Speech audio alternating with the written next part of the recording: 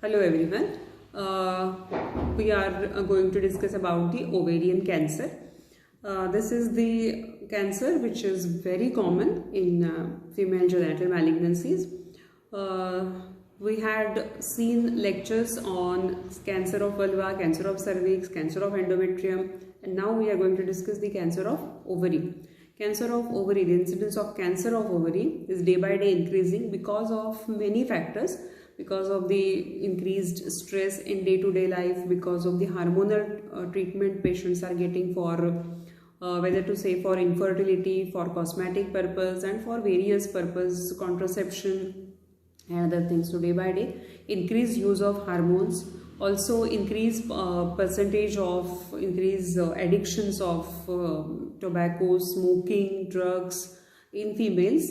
All this influence for the ovarian cancer. So the percentage of ovarian cancer, which was initially it is high in Western countries, but nowadays it is very common in India like country also. So cancers of female genital tract, in that 30 to 40% cancers are again ovarian cancers, and now this percentage is increased. So because of many factors, these cancers are increasing. So that is about ovarian cancer, incidence of ovarian cancer.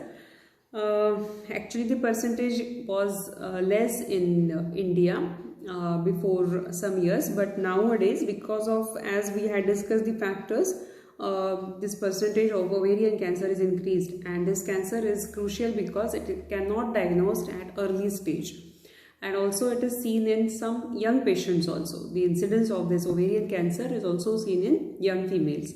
So the prognosis, if it is diagnosed in early stage, as cancers are easy to treat at early stage, but if they are spread in the body, they can attack to any organ, and the spread can develop to that organ also, that involve that organ also. So distant spread is always very difficult to treat. So detection at early stage needs the careful monitoring of patient, and to focus the high risk patients for ovarian cancer is very important. To do the routine investigations for that patient, we can rule out the cancer.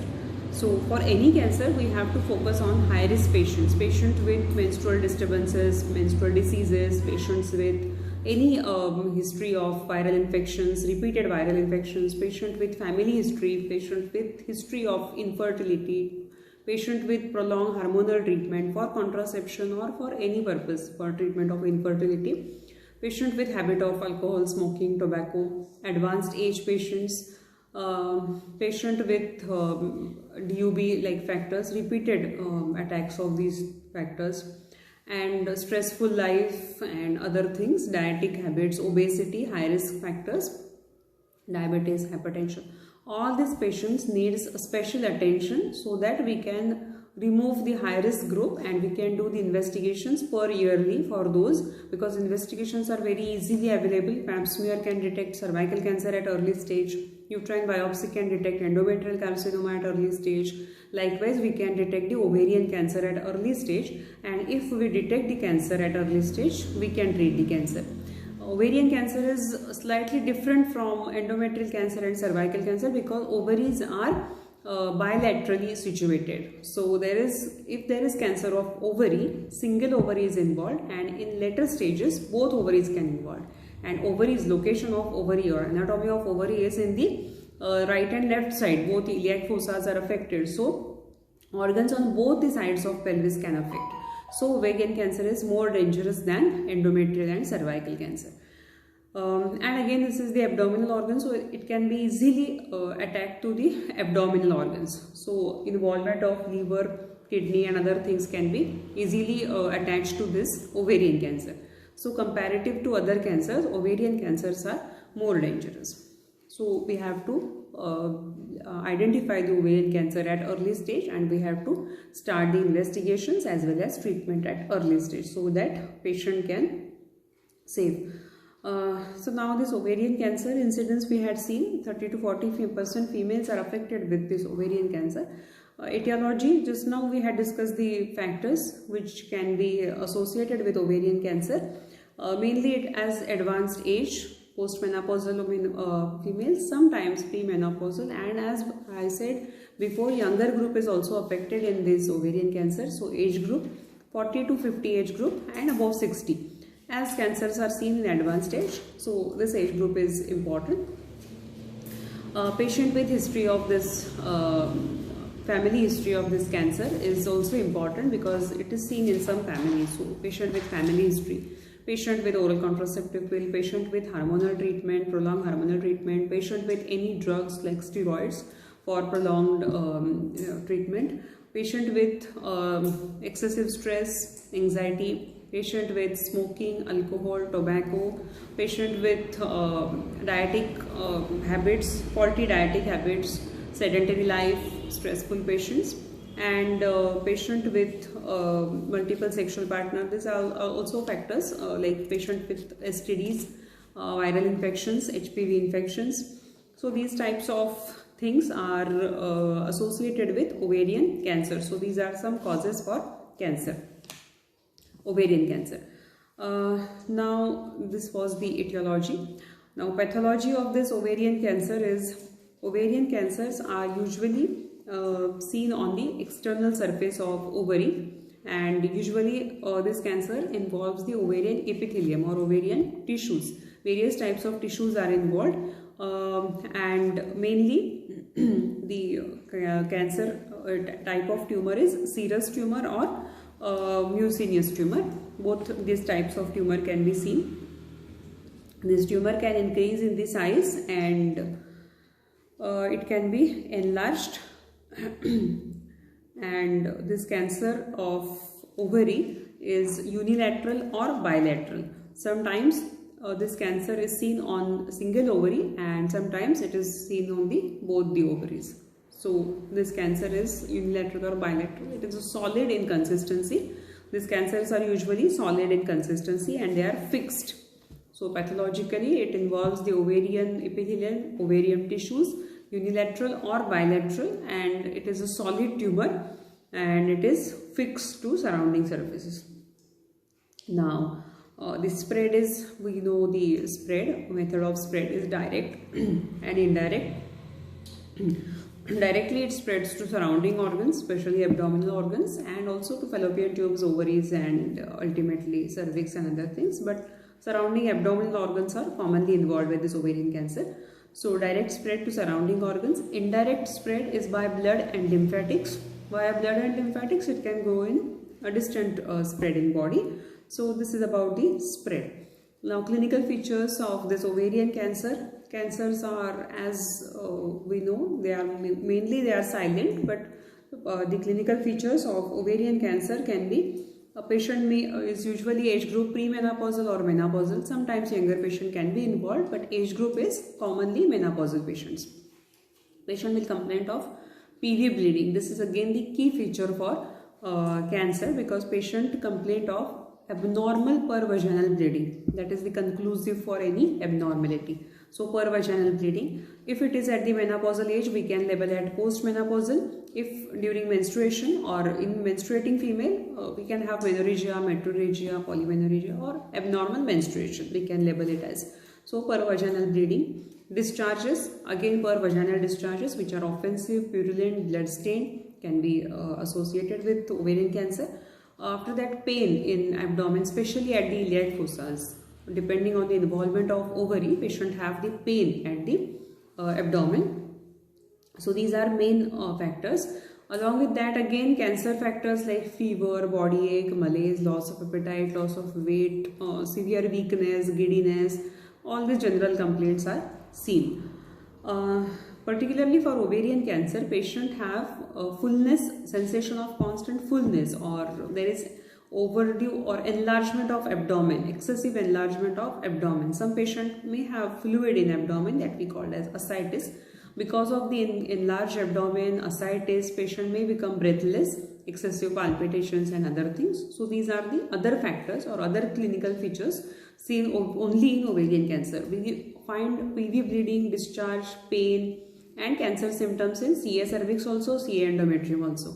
But in ovarian cancer, along with bleeding, discharge, pain and cancer symptoms, we have got these new clinical features like enlargement of abdomen or because of excessive pressure on abdomen, patient have constant palpitations, patient may become breathless, patient may have dyspnea like factors, and this is because of the fluid accumulation that we called as ascites.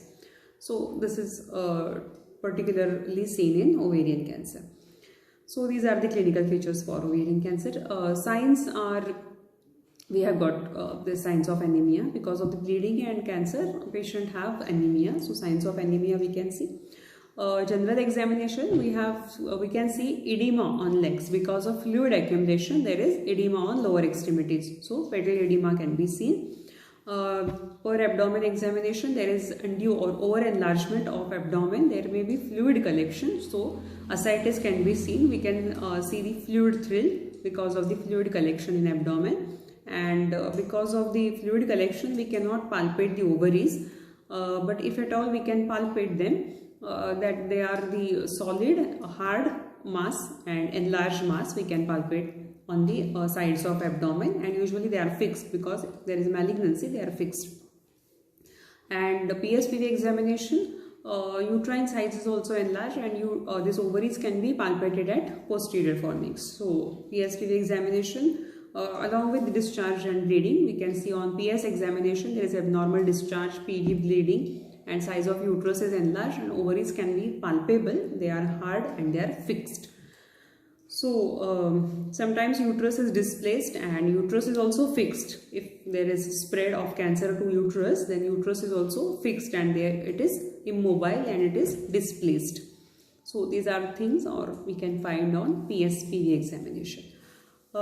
Investigations, all the routine investigations we should do. We should advise blood investigation, urine investigation, USG, if necessary laparoscopy, or directly we can advise biopsy, and we can advise CT scan, MRI for the staging of cancer.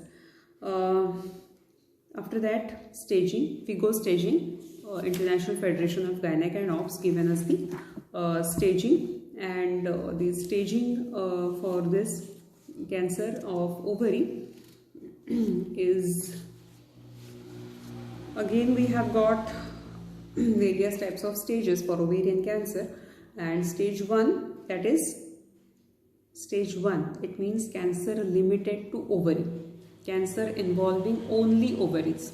So cancer is seen on the ovaries. 1A, cancer or the cancer's growth is limited to single ovary. 1B, cancerous growth or malignancy is limited to both ovaries or spread to both ovaries, so involvement of both ovaries. First C, stage first C, it is involvement of both ovaries with positive peritoneal wash or peritoneal involvement. So this is about stage first. Now be careful for the staging because staging is quite confusing. Stage first is cancer limited to ovary. That means only ovaries are involved. In that, subgradation is stage first A, that is cancer of particular side, either right or left side. So only single ovary is involved in first A. First B, both ovaries are involved. Bilateral involvement, cancer spreads to both sides. So bilateral involvement of ovaries. First C is both ovaries are involved with positive peritoneal wash. That means peritoneum on the surface, external surface of ovary is involved. So it is positive peritoneal or peritoneum involvement. So this is about first stage. First stage limited to ovary. Cancer limited to ovary. First A, single ovary. B, both ovaries. C, both ovaries with peritoneum. Now stage second. In that second stage, both ovaries are involved with pelvic extension. Okay.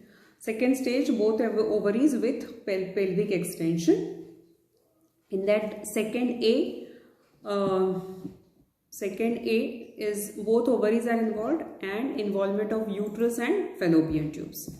Second B, involvement of both ovaries, uterus, fallopian tubes with pelvic tissues, other pelvic tissues. And second C, both ovaries, peritoneum, this uterus, fallopian tubes, tissues, other pelvic tissues, and ruptured capsule, and because of that there is presence of ascites or starting of fluid collection in abdomen. So that is presence of ascites. So this is about second stage. Now in second stage, ovarian cancer extension to pelvic wall or pelvic extension. In second stage there is pelvic extension. In second A, cancer of both ovaries with involvement of uterus and tubes. Second B, involvement of uterus and tubes with other pelvic tissues. Second C, involvement of uterus, tubes, pelvic tissues and ruptured capsule. Because of that there is fluid collection and ascites. So say third C is involvement of pelvic extension or involvement of pelvic tissues, uterus, tubes and ascites. That is about second stage. Now third stage is usually tumor involving both the ovaries and other things, pelvic extension also, with inguinal node, lymph node involvement. That is stage third.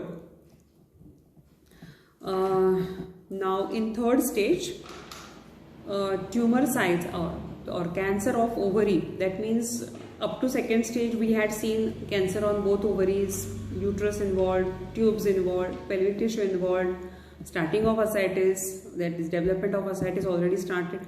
Now in third stage we have involvement of inguinal lymph nodes. So in third A, cancer in the pelvic tissue or pelvic cavity, but the negative nodes, lymph nodes are not involved. In cancerous spread we called it as negative node. That means there is no involvement of lymph nodes. So negative nodes. In third B, there is involvement of lymph nodes, but the involvement is less than 2 cm. That means the bunch of lymph nodes which are involved, they are less than 2 cm. And in C stage, third C, it is more than 2 cm. That is, involvement of lymph node is more than 2 cm. So it is quite advanced stage. So that is about third stage. So just to revise, third stage, that is the cancer of both ovaries with pelvic extension and with inguinal node involvement. In that A is, there is negative node. That means lymph nodes are not involved in this stage. B, lymph nodes are involved but less than 2 cm. C, lymph nodes involved and more than 2 cm involvement. Fourth stage, as it is a common stage, spread in the body, spread in adjacent organs or abdominal organ in A, and B it is distant organs. So that is about staging of ovarian cancer. Ovarian cancer staging is slightly confusing, but I had given the simplified method for FIGO staging of ovarian cancer. Still it is slightly confusing, but to revise the ovarian cancer, stage 0 is CA in situ, that is cancer in cell only. Stage first, that is ovarian cancer, involvement of only ovaries, growth limited to ovaries.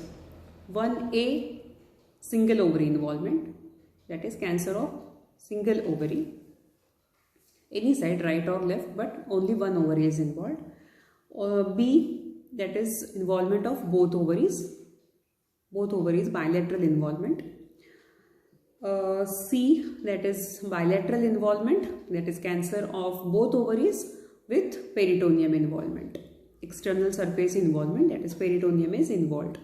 Stage second, both ovaries involved with pelvic wall extension. In that second A, uterus and cancer of both ovaries with pelvic wall extension along with uterus and fallopian tube involvement. B stage, second B, both ovaries involved, uterus, fallopian tube involved, and surrounding pelvic tissues are also involved.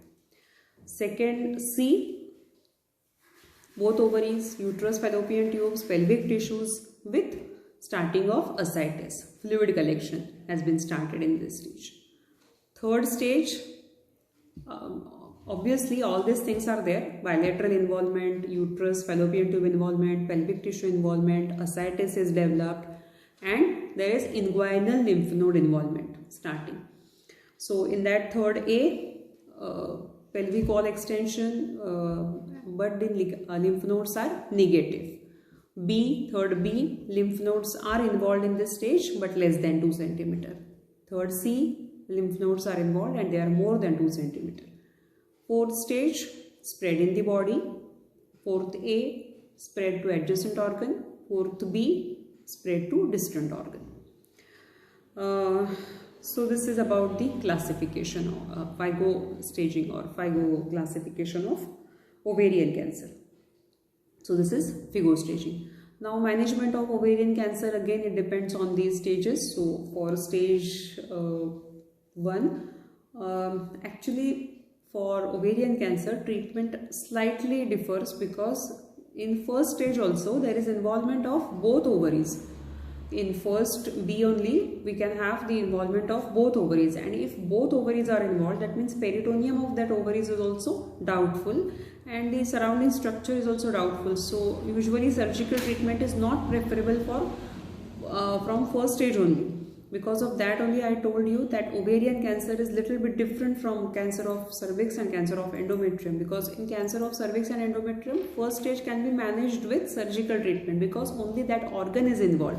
But in this cancer, as organ is only involved but it is situated on the both sides of abdomen. So complete involvement of abdomen is take place in initial stage. So it is very difficult to manage. So patients with first stage also have this chemotherapy sessions and radiotherapy sessions along with surgical treatment. So this is difference between ovarian cancer and other cancers because of the situation of ovaries. Ovaries are situated bilaterally. So in early stage also, if at all there is involvement of ovary only, as because of the situation of ovary, we have the involvement of whole abdomen. So the treatment is crucial, and treatment starts from the surgical treatment as well as chemo and radiotherapy. So the treatment is from first stage also. We have to advise to that patient to have chemotherapeutic treatment, then treatment of, if at all it is advised, surgical treatment, that is again complete removal of uterus, fallopian tubes and ovaries with lymph nodes, and followed by radiotherapy. So this is about the treatment of ovarian cancer.